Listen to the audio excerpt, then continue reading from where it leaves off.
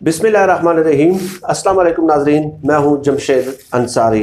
नाजरीन, वबा के इन दिनों में जहाँ पूरी दुनिया में इस पे दिन रात मुबाहिस हो रहे हैं और इसके असरात से निमटने के लिए मुख्तलिफ पहलुओं पे गौर किया जा रहा है, लेकिन दूसरी तरफ पाकिस्तान में शरीफ ख़ानदान के चंद ऐसे वफादार और हिमायती सहाफ़ी हैं जो फ़रागत के इन दिनों में भी जिन्हें चैन और सुकून नहीं आता, और वो इस एक मसले पे गौर और खौस कर रहे हैं कि हमजा शहबाज आज तक जेल में क्यों है। चुनाचे उनके ही एक मशहूर जो है ना वफादार और हिमायती सहाफ़ी हैं, और उन्होंने एक आर्टिकल लिखा है और उलमा से भी फतवा तलब कर लिया है एक सवाल की सूरत में कि आप हमारी रहनुमाई कर दें कि हमजा शहबाज साहब आज तक जेल में क्यों हैं। वो लिखते हैं कि साल से ज़ायद अरसा हो गया, ना रेफरेंस बना, ना इल्ज़ामात सामने आए, मसला गंभीर हो गया, ज़रूरी है कि फतवा लिया जाए। क्या फरमाते हैं उलमाए दीन व सियासत बीच इस मसले के कि हमजा शहबाज शरीफ कैद में क्यों है। ठीक है, अब आगे लिखते हैं कि मज़ाहमती ताया जान साबिक वज़ीर आज़म नवाज शरीफ जेलों के ताले पिघलाकर इलाज के लिए लंदन में मुकीम है। मज़ाहमती बयानिया की सबसे बड़ी शायर मरियम नवाज जमानत पर रिहा होकर जाती उम्रा में खामोशी से रोज़े रख रही है। 10 साल वज़ीर आला रहने वाले हमजा के वालिद शहबाज शरीफ बैरून मुल्क भी हो आए, फ़िलहाल आज़ाद हैं। उसके बाद लिखते हैं कि ख्वाजा साद रफ़ीक, सलमान रफ़ीक, शायद हकान अब्बासी और तो और राना सनाउल्लाह भी ज़िंदान से ज़िंदा सलामत निकल आए, मगर हमजा शहबाज साल भर से मुसलसल कैद में है। गोया एक तरफ वो ये कहते हैं कि मज़ाहमती बयानिया के जो अलमबरदार थे मरियम नवाज और नवाज शरीफ वो भी रिहा हो गए, मुफाहमती बयानिया के जो अलमबरदार थे शहबाज शरीफ वो भी रिहा हो गए, और इसके अलावा जो दूसरे साहिबान हैं वो भी रिहा हो गए। लेकिन मज़ाहमती और मुफाहमती के रिहा होने के बावजूद भी हमजा शहबाज जेल में क्यों है। अब देखें, आप खुद अंदाज़ा लगाएं कि फ़रागत के इन दिनों में जहाँ लोग किताबें पढ़ते हैं, तहकीकात करते हैं, इनोवेशंस करते हैं, ठीक है, और नए नए जो है वो इस मर्ज़ के हवाले से, कोरोना वबा के हवाले से मुख्तलिफ तहकीकात कर रहे हैं, लेकिन इस मौसूफ़ को यही सूझी है कि आप के जो है ना हमजा शहबाज आखिर जेल में क्यों है। ठीक है, तो अब मुझे लग रहा है कि ये जो सुहेल बड़ाइच साहब का कालम है, ये हमजा कैद में क्यों, कि शरीफ ख़ानदान के दूसरे जो मेंबर्स हैं उन्होंने इनको लिफ्ट कराना छोड़ दिया है, क्योंकि इनका एक कालम जो छपा था शहबाज शरीफ कहाँ खड़े हैं उस पर खासा तनाज़ा खड़ा हो गया था, और शहबाज शरीफ साहब ने कह दिया था कि ये हमारी निजी और ज़ाती मुलाकात थी।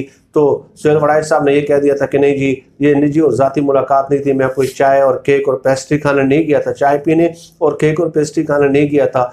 तो अब लगता है कि उन्होंने मरासम बढ़ा लिए हैं, अपने जो ज़रूरियात हैं उसका वो चलाने के लिए इन्होंने हमजा शहबाज की तरफ शायद हाथ बढ़ा दिया है, इसलिए उन्होंने उठ के उनकी हिमायत में एक कालम लिखना शुरू कर दिया है। उसके बावजूद वो कहते हैं इसके बाद वो कहते हैं कि अपने वालिद के दौर में वो 10 साल स्याह और सफ़ेद के मालिक रहे, लेकिन उसके बावजूद उसका किसी सरकारी डील में हिस्सा नहीं पकड़ा गया, किसी फाइल पर उसके दस्तखत नहीं, किसी आर्डर पर उसका जिक्र नहीं।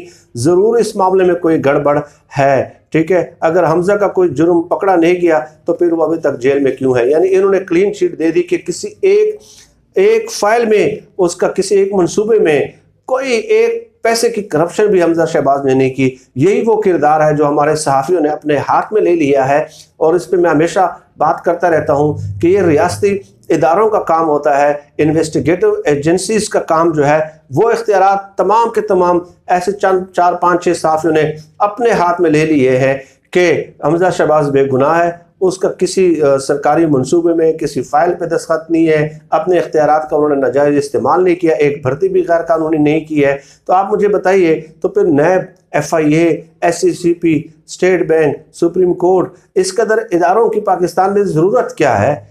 अगर इन्हीं लोगों ने जिसको ये दिल करे, जिनके मन में आए जो लिख दें, और जिसको चाहे ये क्लीन शीट फराहम कर दें, तो फिर एक काम करते हैं कि फिर ये इदारे ख़त्म कर लेते हैं, सारे रियासती इदारे सब तमाम तर ख़त्म करके इस कदर सिक्योरिटी प्रोटोकॉल करोड़ों रुपए के खर्च उन लोगों पे होते हैं, तो हर शख्स इनफरादी तौर पे उठ के ये फैसला करने लग जाए कि जी फ़लाँ गुनाहगार है और फ़लाँ गुनाहगार नहीं है, और इस तरह तो फिर रियासत में एक अनारकी फैल जाएगी, क्योंकि हर शख्स जो है जब इनफरादी तौर पर फैसले करेगा तो वह अपने अजीज़ व अकारब या जिनकी तरफ से लिफाफे मिलते हैं उनके हक़ में वो फैसले सुनाएगा। तो फिर मजलूम और मकहूर लोग जो है वो कहाँ पे जाएंगे। इसलिए इस किस्म के जो आर्टिकल्स हैं मैं उनका हमेशा ताक़ुब इसीलिए करता हूँ कि you are not an investigative agency. इससे पहले हामिद मीर साहब थे, और जब खुर्शीद शाह साहब को नैब की तरफ से नोटिस मिला था तो खुर्शीद शाह साहब भागे भागे जाते हैं हामिद मीर को। हामिद मीर अगले दिन कॉलम लिखते हैं कि खुर्शीद शाह साहब ने मुझे अपना बैंक अकाउंट चेक कराया, उसमें तो टोटल 24-25 लाख रुपए मौजूद है। भाई आप खुर्शीद शाह साहब हामिद मीर को क्यों चेक करा रहे हैं अपना बैंक अकाउंट? नैब की तरफ से आपको नोटिस मिला है तो वो जो प्रॉपर मुतलका इदारे हैं वहाँ पे जाके आप अपना जो है वो बैंक अकाउंट चेक कराए। आप हामिद मीर को चेक कराते हैं, वाई? क्योंकि हामिद मीर शोर शराबा डाल देगा, हो सकता है उसको कुछ हिस्सा बकदरी जुस्सा मिला हो, बल्कि यकीन मिला होगा, क्योंकि इस तरह तो वो उसको चेक कराने की कोई बनतक ही नहीं है, कोई दलील ही नहीं है, कोई तुक नहीं बनती कि आप नैब की तरफ से नोटिस मिल रहा है और आप भागे भागे चले जाते हैं और उसकी तरफ जो है ना आप वो दिखा देते हैं, क्या नाम है, उनको अपना बैंक अकाउंट दिखाते हैं। खैर आगे लिखते हैं कि नवाजी और शहबाजी सियासत के अलग अलग आदाफ और अलग ही फ़ायदे और नुकसान हैं। नवाजी जेल में जाते हैं तो मज़ाहमती नारा लगाते हैं, सीना तान कर चैलेंज करते हैं। दूसरी तरफ शहबाजी मुफाहमती सियासत के कायल होने की वजह से जेल जाए या उन्हें मार पड़े वो मज़ाहमती नारे नहीं लगा सकते। शहबाज शरीफ, यही हमजा शहबाज का अलमिया है। साल से ऊपर हो गया वो जेल में बंद है, मगर अब भी वो मज़ाहमती नहीं मुफाहमती ही कहलाता है। अपोजिशन की सियासत में मुफाहमती कभी फ़ायदे में नहीं रहता। हमजा को फ़ायदा कैसे होना था? ठीक है, अब यहाँ पे हमजा शहबाज को वो टोक मार रहे हैं कि आप चूँकि बहुत मुफाहमती सियासत के अलमबरदार बनते हैं ना, आपको मुफाहमती होने का बहुत शौक़ है ना, आप खुल के डंके की चोट पे जो है वो इस्टेब्लिशमेंट के ख़िलाफ़ सामने नहीं आते, जैसे आपके ताया जान सीना थान कर जो है ना उन्होंने मज़ाहमती बयानिया अपना लिया था और इसलिए वो मुल्क से बाहर चले गए थे। इसलिए मरियम नवाज़ जो है वो अपने रायवेंड महल में मौजूद हैं और ख़ामोशी से रोज़े रख रही हैं। चूँकि आप मुफाहमती के बहुत बड़े अलमबरदार बन रहे थे तो इसलिए आपको नुकसान ही होना था, फ़ायदा नहीं होना था। गोया सुहेल वड़ाई साहब जो है यहाँ पे एक ये अवाम को देखें किस तरह एक तवज्जो हटाने की कोशिश की जाती है और किस तरह कंफ्यूज किया जाता है अवाम को। नाजरीन, ये एक मखसूस पैराए में अल्फाज, ये जो लिटरेरी चॉइस ऑफ वर्ड्स इनके होते हैं ना, उसके आड़ में ये लोगों के सोच और जहन को प्रागंदा करते हैं।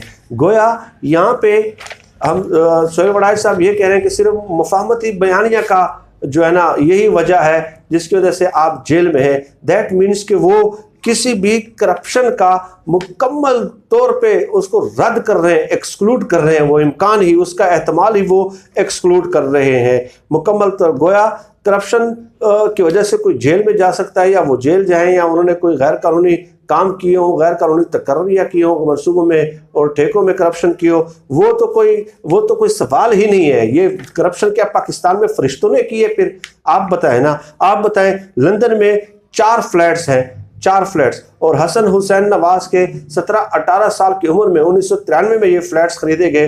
1998 में नवाज शरीफ साहब ने जो अपने असासी डिक्लेयर किए थे वो 21 लाख थे और 64 लाख के वो मकरूज थे और सिर्फ 1000 रुपये उन्होंने टैक्स अदा किया था।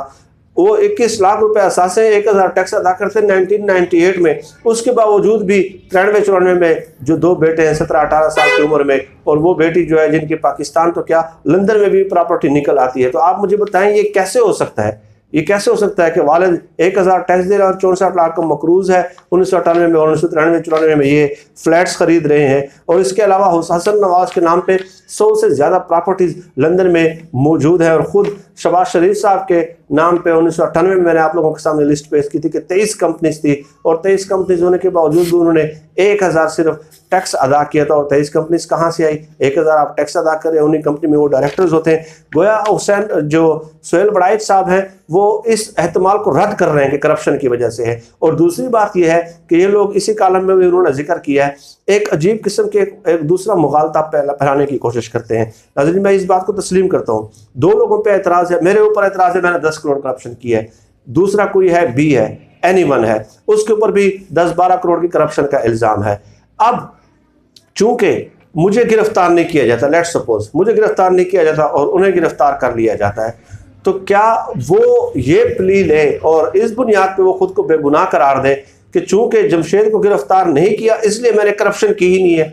इसलिए मैं बेगुनाह हूँ, इसलिए मैंने कोई गुनाह किया ही नहीं है। जमशेद को गिरफ्तार नहीं किया, बिल्कुल मैं कहता हूँ कि जिस पे भी इल्ज़ाम है, हुकूमती वजीर हैं जिन्होंने करप्शन किए, उनको भी नैब को गिरफ्तार करना चाहिए। लेकिन ये कोई दलील नहीं है कि चूंकि हुकूमती वजीर को गिरफ्तार नहीं किया गया इसलिए हमजा शहबाज ने करप्शन ही नहीं की। नहीं, ये कैसे हो सकता है? ठीक है, ये कैसे हो सकता है? मैंने नहीं किया, वो उनकी गलती है जिन्होंने मुझे गिरफ्तार नहीं किया, करना चाहिए। लेकिन आपने जुर्म किया है, मेरे गिरफ्तार न होने की वजह से आप बेगुनाह करार नहीं दिए जा सकते।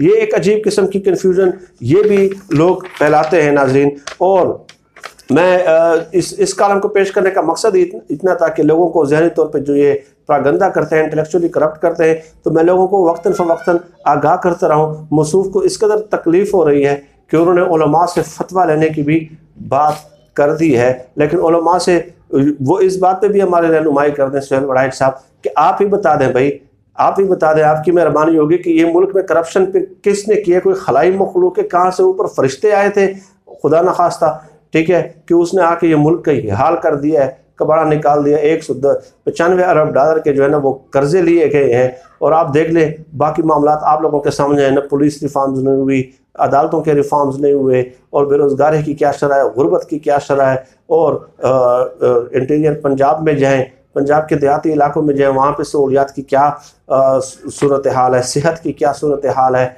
तो ये सेहत की सहूलियात की क्या सूरत हाल है।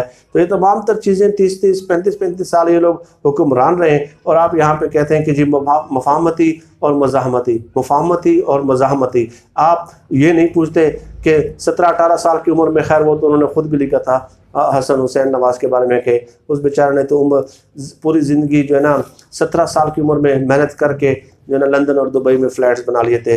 वो तो हुसैन नवाज के बारे में उन्होंने खुद लिखा था। तो इस सहाफ़ी का मुझे लगता है कि ज़िंदगी का एक ही मकसद है कि पूरे शरीफ ख़ानदान के एक एक फ़र्द को फ़र्दन उनके ऊपर आर्टिकल्स लिखे और उनको जो है ना वो एक हीरोज़ के रूप, तकद्दुस के रूप में वो पेश करता रहे। चुनाचे मरियम नवाज़ पे भी उन्होंने कालम लिखा, हुसैन नवाज़ पे भी उन्होंने कालम लिखा, शहबाज शरीफ पे भी उन्होंने कालम लिखा, नवाज़ शरीफ साहब पे भी उन्होंने कालम लिखा। और अब ले दे के बच गए थे तो शरीफ खानदान वालों ने इनसे गिला किया होगा कि भाई हमजा शहबाज रह गया है, ठीक है, आप किस काम के लिए हैं, तो उस पर भी एक कालम लिख दें। तो उन्होंने ये हुक्म की बजावरी भी कर दी। नाज़रीन, आज के लिए मेरे ख्याल में इतना काफ़ी है। आपसे मज़ीद इस मौजू पे बात होती रहेगी। आप सब लोग अपना बहुत बहुत ख्याल रखिएगा और मुझे अपनी दुआओं में ख़ुसूसी तौर पर याद रखिएगा। अल्लाह हम सब काम नासिर हो। पाकिस्तान जिंदाबाद। अल्लाह हाफिज़।